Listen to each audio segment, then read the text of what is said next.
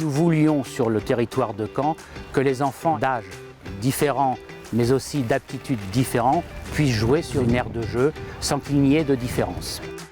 L'association Andy Rare et Poli a déposé son projet d'aire de jeu inclusive. Ça partait en fait d'un sentiment de tristesse de mon fils qui ne pouvait pas accéder à des tourniquets, à des balançoires qui n'étaient pas adaptés. Et on voulait une aire de jeu qui sortait de l'ordinaire, une aire de jeu avec plein de couleurs parce que le handicap c'est pas que triste, c'est gai aussi malgré tout.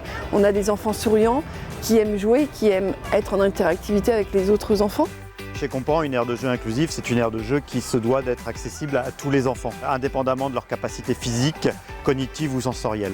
Le gazon, il adore, en tout cas, mais ouais, il s'éclate. C'est super quoi, le fait que Caen est investi en tout cas dans une aire de jeu comme ça. Et ça devrait être partout pareil en France pour que l'inclusion se fasse un maximum, que la différence soit connue du plus grand public en tout cas. Quand on l'a vu monter et qu'on est venu la première fois, on était super émus parce que enfin Achille a pu faire du trampoline, il a ressenti des sensations qu'il n'avait jamais connues.